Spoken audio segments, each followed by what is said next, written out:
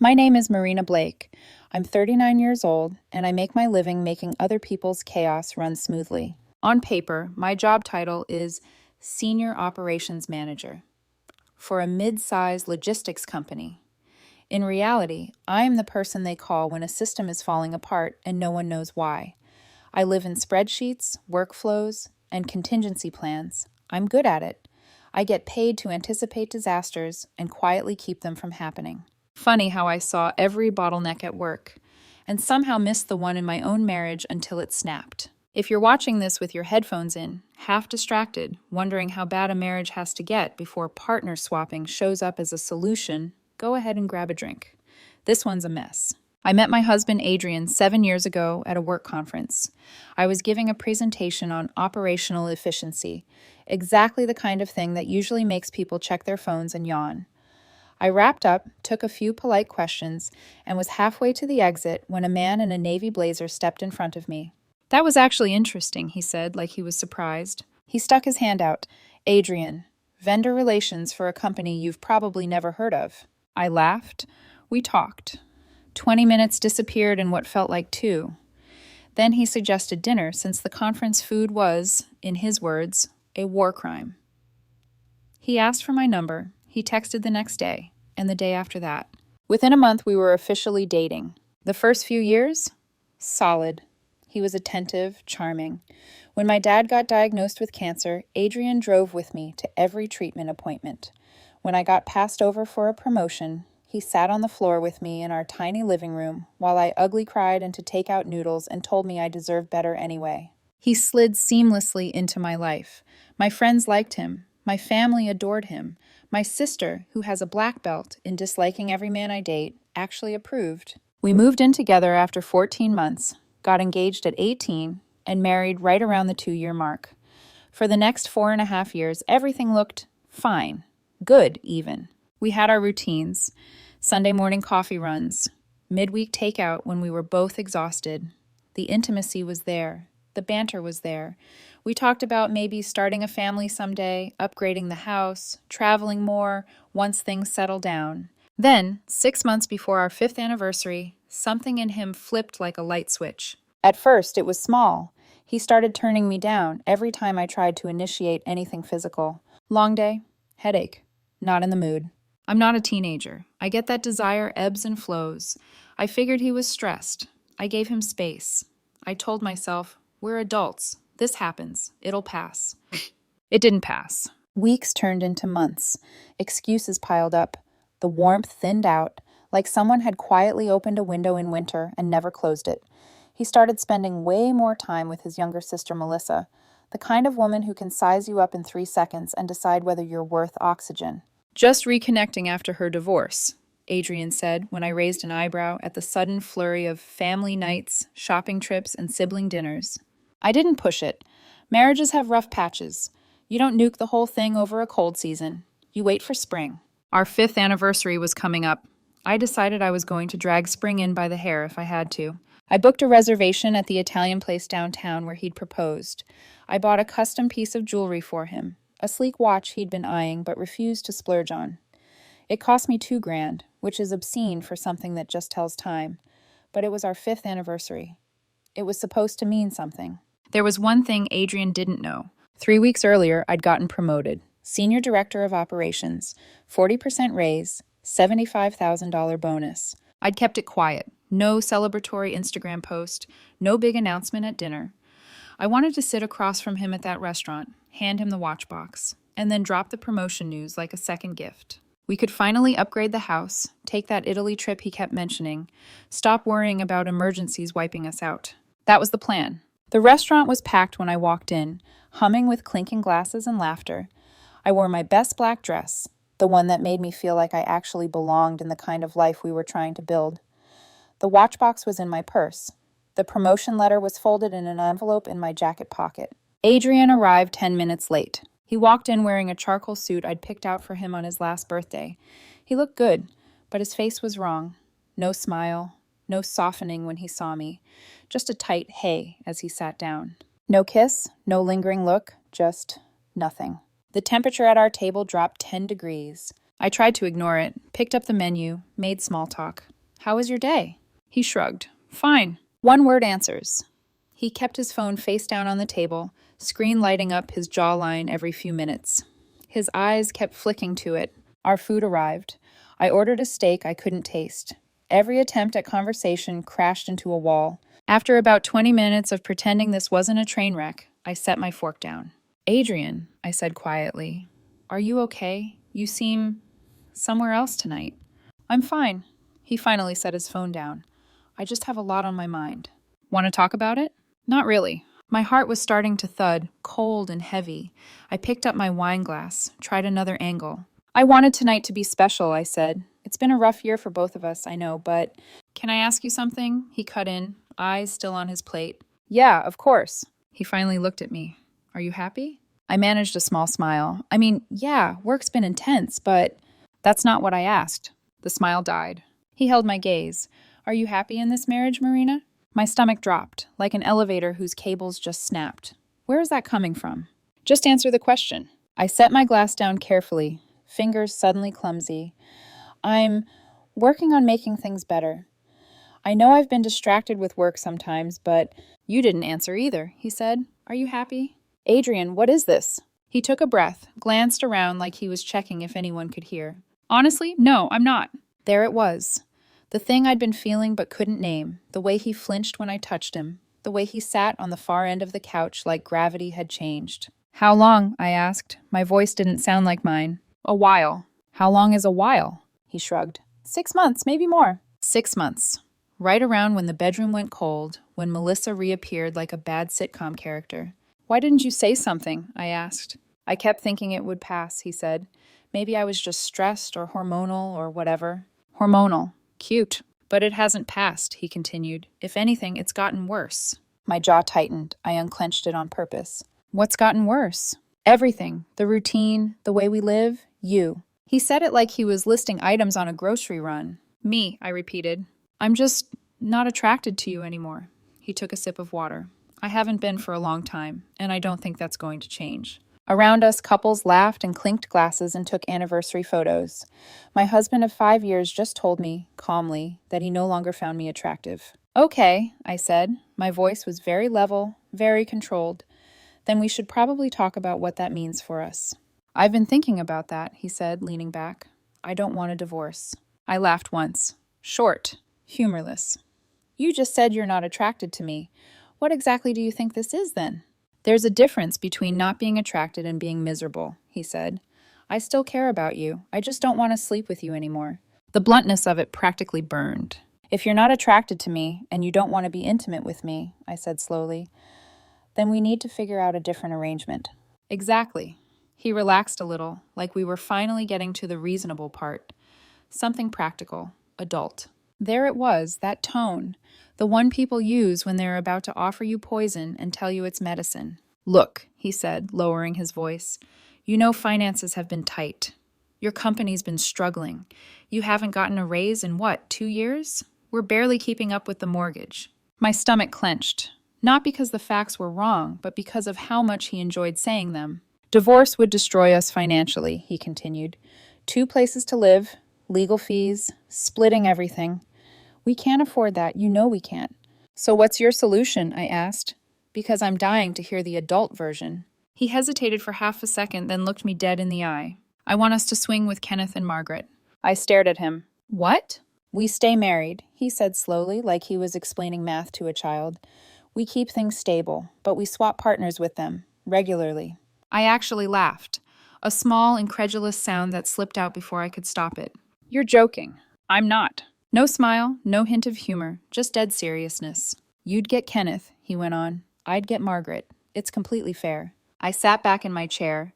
So your solution to not being attracted to your wife is to trade her to her best friend. You say that like it's a bad thing, he said. You know, every woman notices Kenneth. He's in great shape. He's about to make partner. He's got his life together. And Margaret? She's gorgeous, fun. Most men would kill for that. Who brought this up? I asked, keeping my voice calm. You or Kenneth? It was mutual, Adrian said. And there it was, that tiny flicker of his eyes. We've all been thinking about it, Me, Kenneth, Margaret, Melissa helped me talk it through. Everyone's on board.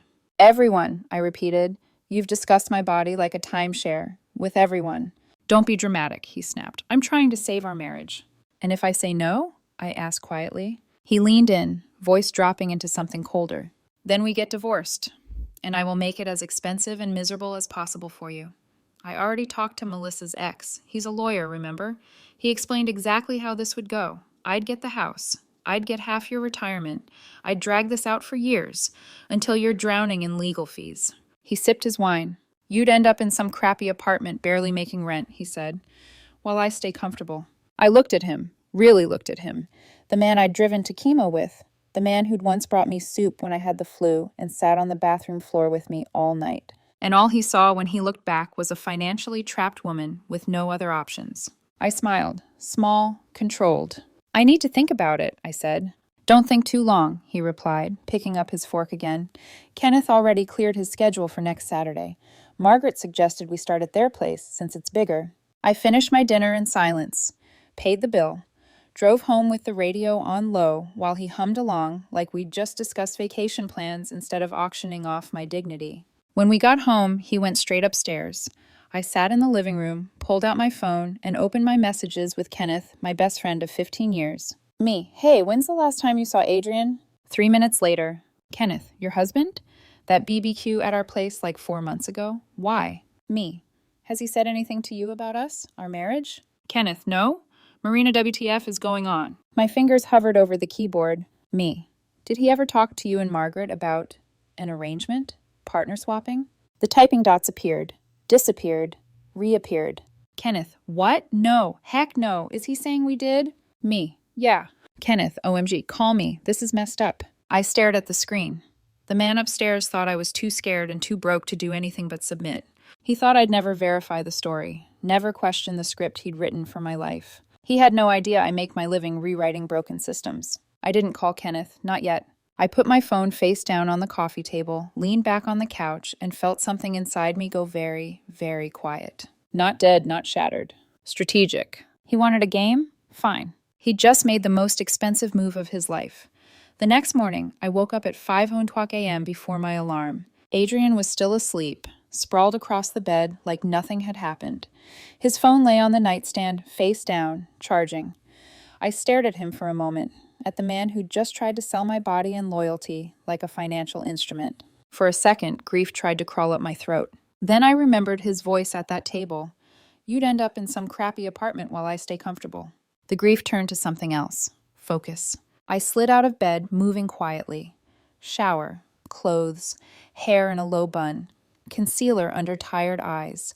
By 5:30 a.m., I was in my car, keys in the ignition, watching the house I'd helped pay for sit there in the rearview mirror like a crime scene. I didn't drive to my usual coffee shop. I drove across town to a place Adrian didn't know, the sort of cafe with too many exposed brick walls and people in beanies writing screenplays they'd never finish. I ordered a black coffee, sat at a corner table, and opened my laptop. First move, money. I searched for a bank we didn't use, found one with online applications, and started filling it out. Name, address, employer, salary, all the little boxes that silently define how much power you have in this world. My hands didn't shake. That felt like a good sign. Application approved. New checking account. New routing and account numbers. No Adrian, no joint anything. Second move, cut the pipeline. I logged into my company's HR portal. Two-factor authentication. Security questions. That familiar interface I usually used to update emergency contacts and check health benefits. This time I went straight to direct deposit. Our joint account number was there, staring back at me. The same account Adrian believed all my paychecks would keep flowing into, forever. I deleted it, entered the new account information, double-checked every digit. Change effective immediately. My next paycheck, with the promotion raise baked in, would go to an account he didn't even know existed. I stared at the confirmation screen for a long moment. You think I'm broke? I thought. Okay, stay wrong. Third move, information. I logged into every joint account we had. Checking, savings, credit cards, investment accounts. Years of transactions laid out in neat rows. It was like looking at an autopsy of our marriage. Every grocery run, every date night, every impulsive purchase. And then there were the patterns. Weekly shopping trips with Melissa, often $800 to $2,200 a pop. Business lunches that were actually at spas and expensive salons.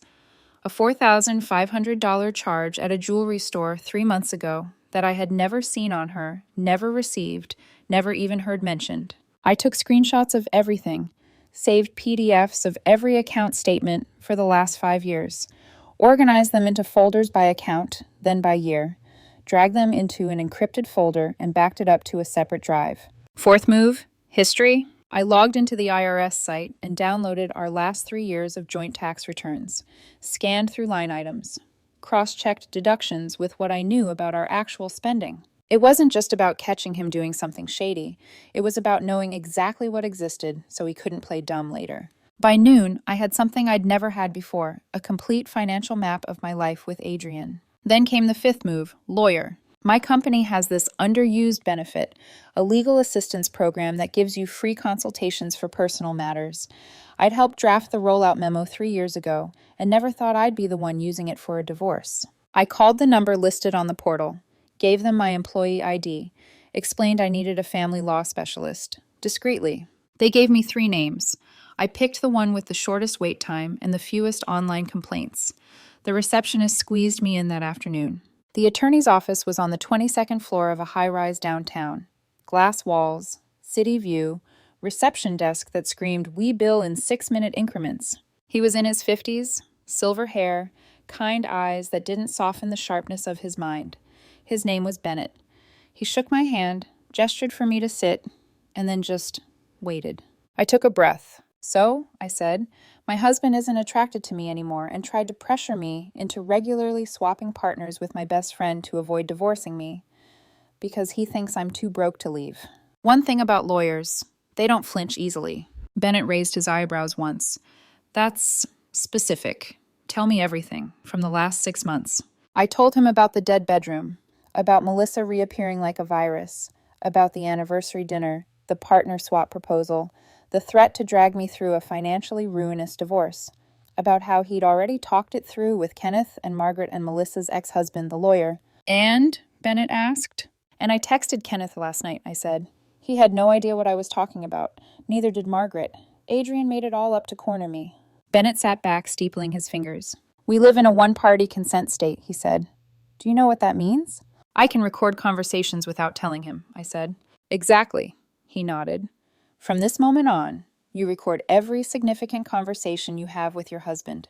Especially if he threatens you again or admits to manipulating you, back up the audio files in 3 places." "Is that enough for divorce?" I asked. He smiled slightly. "Irreconcilable differences is enough for divorce, but having proof of his behavior will help with asset division, particularly if he tries to argue you destroyed the marriage." "How long will it take?" "If he contests it, 6 months minimum," Bennett said. "If he doesn't, about 90 days. And if I file first?" "Then you control the narrative," he said. "You set the timeline. Psychologically, it puts him on the defensive. Based on what you've told me, he's already operating with bad information. By the time he realizes you're not as weak or as broke as he thinks, he'll be playing catch-up."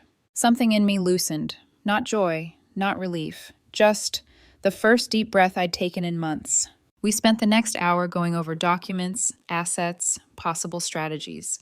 When I left his office, the sun was already lower in the sky, turning the glass buildings orange. I drove home with a folder of initial paperwork in my bag and a single thought in my head. He thinks he's the one playing chess. He's not. When I walked in, Adrian and Melissa were in the living room, laughing at something on TV, a bowl of snacks on the coffee table, empty soda cans. Melissa's shoes kicked off like she owned the place. They both looked up when they heard the door. "Hey," Adrian said casually, "have you thought about what we talked about?" "Still thinking," I replied, my voice neutral. Melissa smirked. "Most women would kill for a chance like this. Kenneth is hot, Marina. Don't overplay your hand." I smiled, just enough to be unnerving. "Actually," I said, "I want to understand the plan better. All of it." Adrian's eyes lit up. He thought I was bending. "Yeah, of course," he said. "Let's talk." I walked down the hall to our bedroom, shut the door, and pulled my phone out of my bag. Opened the voice recorder app. Hit record. Slipped the phone into my shirt pocket with the microphone facing out. My heart was steady, I went back to the living room and sat across from them. Start from the beginning, I said. Why do you want this arrangement? He relaxed into the couch, Melissa curled next to him like a smug little shadow. I told you, he said. I'm not attracted to you anymore. I need something different. And you think sleeping with my best friend will fix that? It's not about fixing anything, Adrian replied. It's about being honest about what I need, which is someone more successful, more ambitious. Kenneth is about to make partner. He's going places. He waved a hand. Stuck. Melissa snorted softly. Be honest, Marina. You've been in the same position for years. No offense, but my brother deserves a better provider. I let that sink in. Let it burn. So this is about money, I said. It's about security, Adrian corrected. I can't build a life on shaky finances. If you don't agree to this, we divorce. And I take everything I'm entitled to. Given your income, that will basically leave you broke. You'd really do that? I asked quietly. Destroy me financially because I won't let you sleep with my best friend? I do what I need to protect my interests, he said flatly. Melissa agrees. Melissa raised her glass. Family first. We stayed in that conversation for another 30 minutes. Adrian broke down timelines, logistics, even suggested a schedule for swapping. Melissa chimed in with commentary about my career, my body, my insecurities. Adrian repeated the threats, again and again. Every word went straight into the tiny microphone in my pocket. When I finally stood up, I felt strangely calm. Thanks for explaining, I said. Adrian gave me a satisfied little smile. So you'll think about it? Oh, I said, I already have. That night, after they finally left me alone, I went to the guest room, shut the door, and pulled my phone out. The recording was over an hour long. I backed it up to my laptop, to an external drive, to 2 different cloud accounts. Then I emailed a copy to myself with a subject line I'd never forget. Insurance policy, Adrian. The next morning, I would file for divorce. He still thought I was trapped. He had no idea I'd just opened the door. By the next morning, the decision felt less like a choice and more like muscle memory. I woke up before the sun again, showered quietly, dressed quietly, walked around the house quietly. Quiet was becoming my most dangerous weapon. Adrian was in the kitchen when I came downstairs, rummaging through the fridge like we were any other married couple with plans for the weekend. Melissa had texted him late into the night. I knew the rhythm of her alerts, yet he looked perfectly at ease, humming as he poured himself orange juice. Morning, he said. Morning, I replied. He didn't notice anything. Not my posture, not the stillness, not the decision already forming into steel behind my ribs. He never noticed anything that wasn't about him. He kissed my cheek out of habit the way someone clocks in at work, then grabbed his briefcase. You think more about the arrangement yet? He asked, as casually as if he were asking what groceries we needed. I have, I said. And? I'll give you my answer soon. He seemed satisfied. He gave me that patient, superior smile he used when he thought I was slowly aligning with his plan. Good. Don't take too long, he said. Kenneth and Margaret are excited. I nearly laughed, out loud.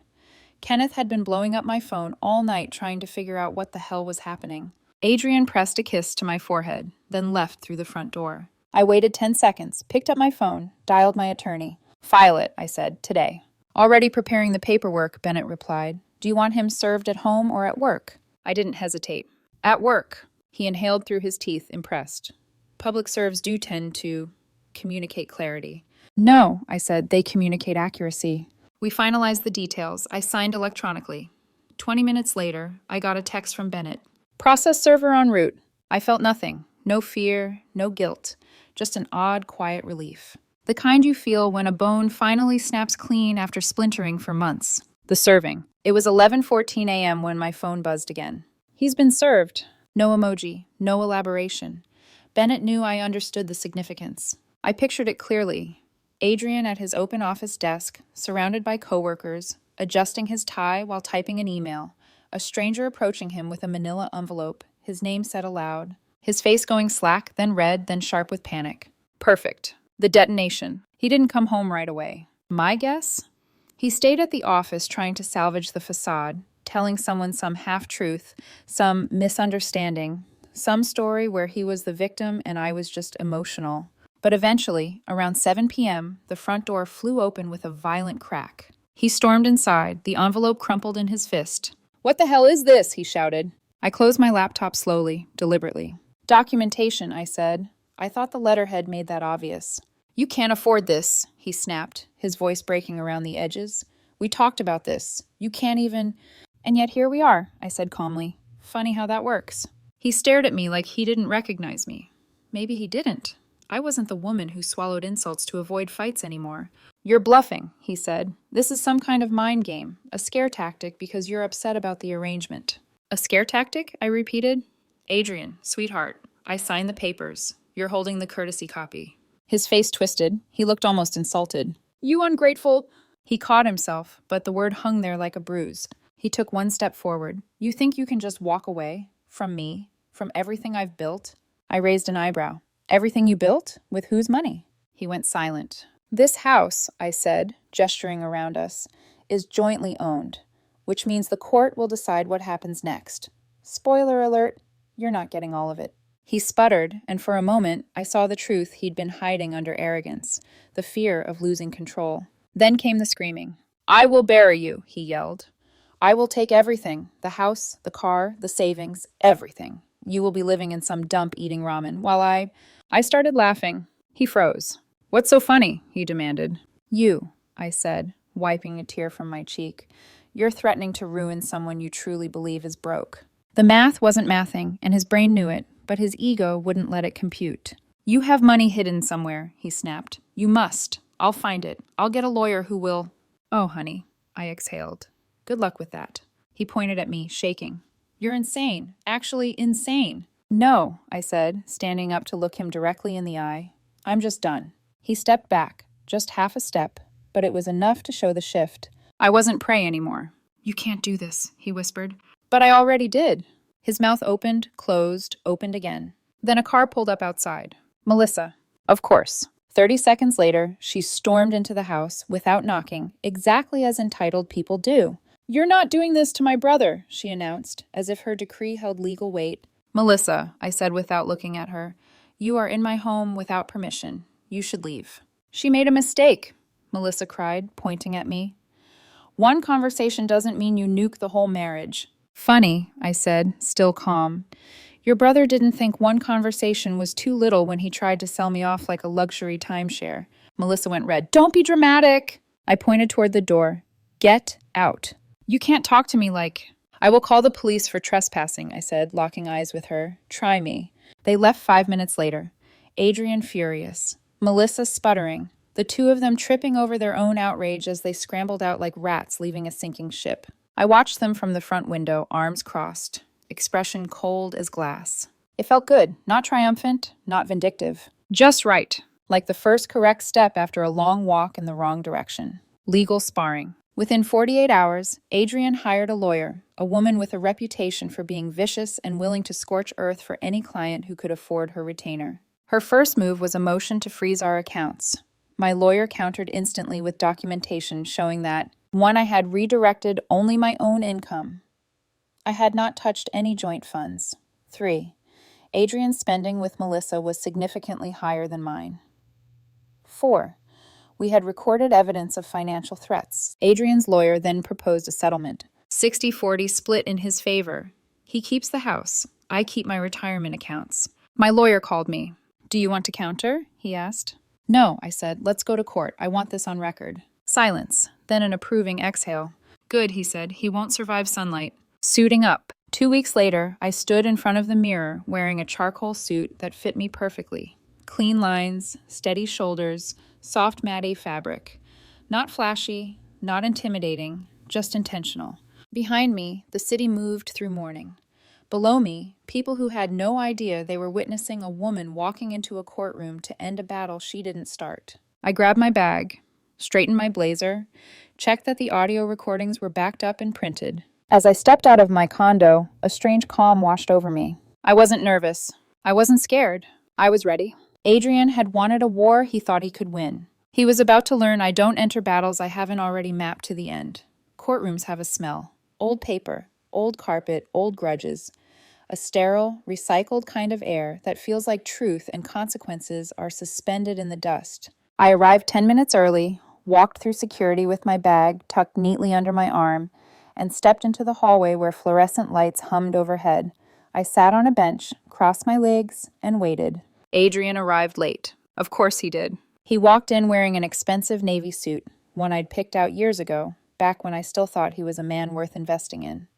Melissa hovered behind him like a funeral shadow, dressed in black as if she were the one being dragged into court over her own greed. Adrian spotted me, and his expression flickered. Not anger, not fear. Annoyance. Like I was an inconvenience in his otherwise perfect narrative. "You look calm," he said, walking toward me. "I am," I replied. His lawyer joined them. Sharp suit, sharper eyes, a woman whose heels clicked with the confidence of someone used to steamrolling anyone who faltered. "Mrs. Blake," she said smoothly. "Ms. Blake," I corrected. "Soon." Her smile thinned. "The hearing begins." We were called in. The judge was an older man with silver hair, no-nonsense glasses, and the deeply exhausted expression of someone who had seen every type of human implosion and was no longer impressed by any of them. "Case number 489, the clerk read. "Blake versus Blake." We all sat. Adrian's lawyer stood immediately. "Your Honor, my client contends that this divorce is premature and a misunderstanding. He was merely attempting to explore alternative arrangements to maintain marital stability." The judge blinked once, slowly. That was his first warning sign to her that she should stop talking. She didn't. "He proposed an open arrangement as a method to save the marriage," she continued. "It is not grounds for—" The judge held up a hand. "Ma'am," he said, "are you telling this court that your client attempted to save his marriage by demanding his wife sleep with his best friend?" A few heads turned in the gallery. Someone coughed. Melissa stiffened. Adrian's lawyer swallowed. "Your Honor, with respect, you're oversimplifying." "No," the judge said calmly. "I am summarizing, not oversimplifying. Continue." She tried again. "My client was concerned about finances and believed a traditional divorce would be detrimental to both parties, so he—" "Threatened her?" the judge finished, flipping through the file. "Repeatedly?" Her voice cracked. "I wouldn't phrase it like that." "Well," the judge said, "fortunately for this court, she phrased it for us." He held up my audio transcript, printed and bound by my lawyer like a dissertation. You could have heard a heartbeat in that room. The judge cleared his throat and read aloud. "If you don't agree to this arrangement, I'll make the divorce as expensive and miserable as possible. You'll end up broke while I stay comfortable." Adrian went pale. The judge flipped the page. "You're not ambitious enough. I need someone more successful, someone like Kenneth. You're stuck."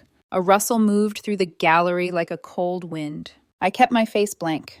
Adrian kept his eyes glued to the table. Melissa looked like she wanted the floor to swallow her. Judgment Day. The judge set the transcripts down and looked at both of us. "This," he said, motioning to the stack of papers, "is the most thorough documentation I have ever seen in a preliminary hearing." He turned to Adrian. "Sir, is there anything you'd like to say before I make my ruling?" Adrian opened his mouth, closed it, then opened it again. "Your Honor," he managed, "my wife is overreacting. We were exploring solutions. I still love her. I didn't mean—" "I'm sure you'll understand," the judge interrupted, "when I say that threatening financial devastation is not a typical love language." A few muffled laughs broke out in the back row. The judge refocused. "I am granting the divorce," he said.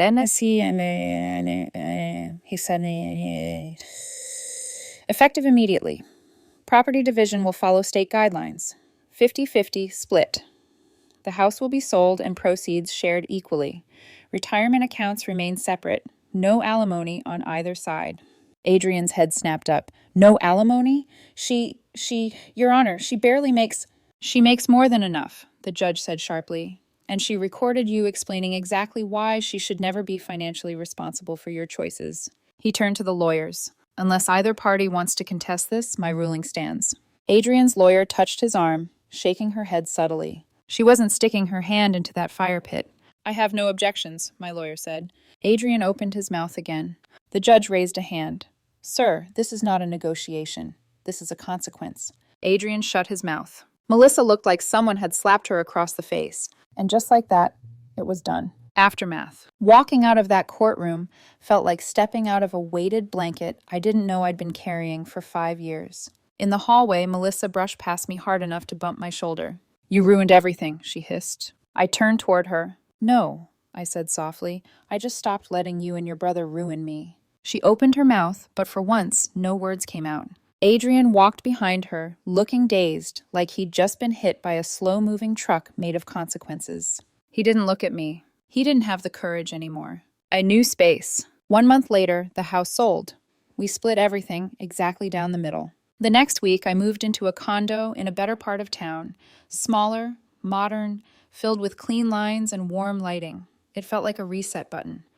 I started working later hours, started sleeping better, started remembering what my own quiet felt like, without Adrian's judgment echoing through it. Evenings were my favorite. I would sit on the small balcony with tea in hand, watching the city lights flicker while the breeze moved past me in soft waves. I didn't feel triumphant. I didn't feel victorious. I felt something better, unburdened. I still flinched sometimes when my phone buzzed. Old habits linger like ghosts. But my life was mine again. Fully, finally, irrevocably mine. And the universe? It wasn't done surprising me, because the next major twist, the one that would flip everything on its head again, was already walking straight toward me, in the form of a phone call from the man who once tried to trade me away. 3 months passed after the divorce was finalized. Quiet months, steady months. Months where my life began reshaping itself, slowly, gently, the way skin knits after a deep wound. My new condo was fully furnished. Work was flourishing. I'd taken on new responsibilities, won over my department, and, quietly, become the person people came to when things needed solving fast. I'd even started seeing someone casually. Nothing serious, nothing binding. More like a reminder that my heart hadn't died, just needed room to breathe. Then, one afternoon, I got a call from a number I had blocked months ago. Adrian. I stared at the screen until it stopped ringing. 5 seconds later, my phone lit up again with a voicemail notification. I debated ignoring it, but curiosity is a fragile, persistent thing. I pressed play. Marina, it's me.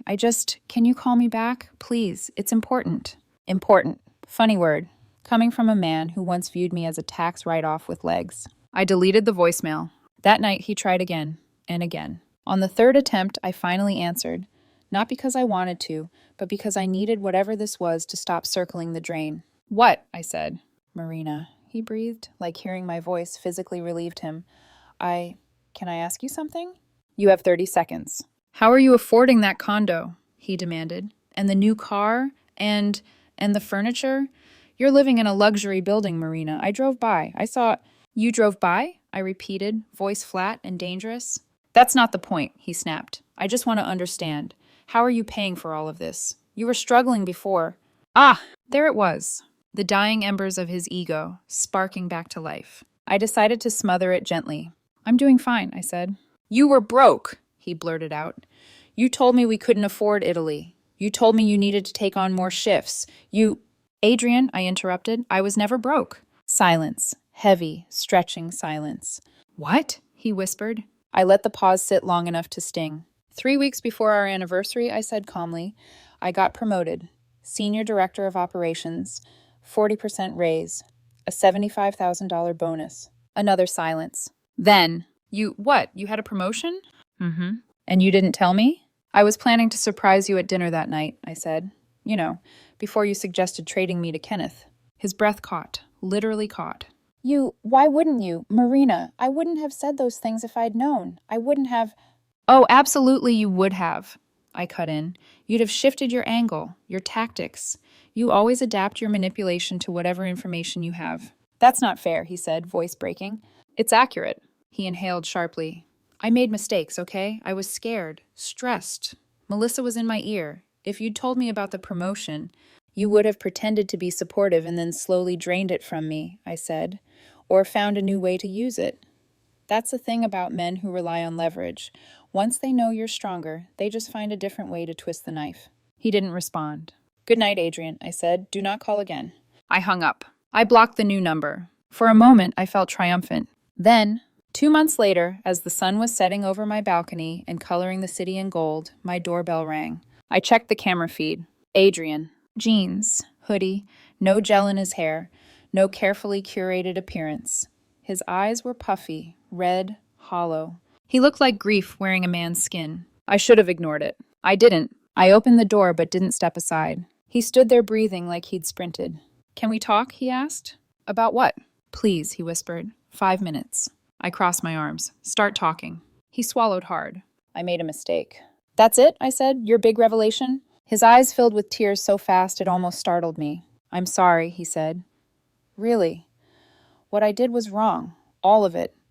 The things I said. The threats. The way I treated you. I was scared and stupid, and Melissa. Oh, don't you dare dump responsibility for your cruelty on your sister, I said. You chose every word. You sharpened each one. I know, he said, voice cracking. Everything fell apart. Melissa moved in temporarily and then moved out again. My friends stopped inviting me places. Melissa's ex-husband told some people about the recordings. Everyone knows what I did. I said nothing. The house needed repairs I couldn't afford. The mortgage killed me. I had to sell. I had to get a second job. His voice trembled. I lost everything. That's unfortunate, I said simply, but it's not my problem. His face crumpled. Marina, I miss you. We were good once, before things got hard. We were good because I carried everything, I said. You just enjoyed the benefits. He stepped closer, desperate. I can be better. I want to try again. Counseling, starting over, anything. Please. I made one mistake. One mistake? I repeated, eyebrows lifting. Would you like me to send you the full catalog of audio recordings? You made a lifestyle of demeaning me. Please, he whispered. I'm begging you. No. He swallowed, panic rising. You're not even thinking about it. I'm thinking perfectly clearly, I said. That's what scares you. He reached for the doorframe, gripping it so hard his knuckles whitened. I'm not leaving, he said. Not until you give me a chance. I sighed. Move. No. Last warning. Marina, he pleaded. I love you. I've never stopped. I pulled out my phone and dialed. Wait, no, Marina, don't. The dispatcher answered. Yes, I said calmly. I need officers at my residence. My ex-husband is refusing to leave and is blocking my doorway. Adrian's face collapsed. We're just talking, he cried. This is insane. She's beginning to escalate, I added into the phone, eyes locked on him. I'd prefer someone come sooner rather than later. He stared at me like I had stabbed him in the chest. Why are you doing this? He whispered. You made this reality, I said. I'm just living in it. Blue and red lights flashed across the building minutes later. Adrian stumbled backward as officers approached. That moment, that single unraveling, is something I'll never forget. The moment the man who once thought he could destroy me finally realized I was no longer someone he could touch. The officers approached calmly. 2 of them. One older, broad-shouldered, carrying the weary authority of a man who had de-escalated more tragedies than birthdays. The other younger, female, sharp-eyed, and alert. Evening, the older officer said. We got a call about someone refusing to leave the premises. I pointed without breaking eye contact. That's him. Adrian's voice cracked instantly. We're just talking. She's blowing this out of proportion. The female officer turned to him. Sir, is this your residence? No, he said quickly. But we used to be married. Used to be, I echoed. We are divorced. Fully, legally, 9 months. Okay, the officer said, jotting something in his notebook. And did she invite you here tonight? Adrian opened his mouth. Closed it. Then quietly, no. The female officer's expression shifted into something firm and unmistakable. Sir, that means you're trespassing. She asked you to leave. You didn't. That's a problem. It's not like that, Adrian said desperately. I just wanted to talk. I needed closure. Closure is not a legal right, she replied, but her property is. His face twisted, desperation bleeding into his posture. I don't have anywhere else to go. That's unfortunate, I said softly, but it's not my responsibility. He looked at me like I'd just stabbed whatever remained of his heart. But tears don't change facts. Pain doesn't rewrite history. Regret doesn't erase recordings. The older officer stepped forward. Sir, you need to leave now. If you come back here, you will be arrested. Clear? Adrian's voice cracked. Marina, please, just tell them this was a misunderstanding. I said nothing. He stared at me, searching for the woman he used to bully, guilt-trip, manipulate. She was gone. The female officer tried again. Sir, do you understand the warning? Adrian looked between us, defeated. I understand, he whispered. Good, she said. Let's go. As they walked him down the hall, he kept looking back over his shoulder, as if expecting me to chase after him, to take it all back, to once again be the safety net he had treated like scrap. I didn't move. I watched the elevator doors close on the remnants of my past. Only when the lights faded did I close my door, lock the deadbolt, and exhale. The aftermath. The condo felt unusually quiet after the officers left. Not heavy, just clean. Like someone had finally opened a window in a smoke-filled room. I brewed tea. Chamomile. 1 spoon of honey. The ritual of it settled me. Outside, the city glowed in its late-night hush. Inside, my heart was steady, almost startlingly so. I sat on the couch, wrapped in a soft blanket I'd bought after the divorce, and reflected on the strangeness of it all. How years of love can turn into a single decisive moment.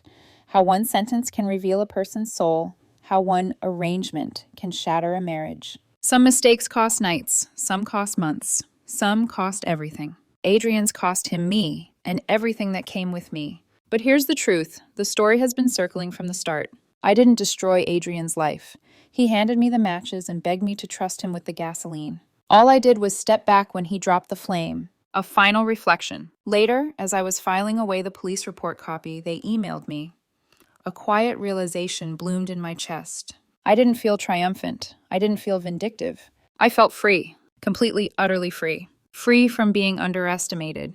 Free from being used as leverage. Free from the weight of someone else's ego.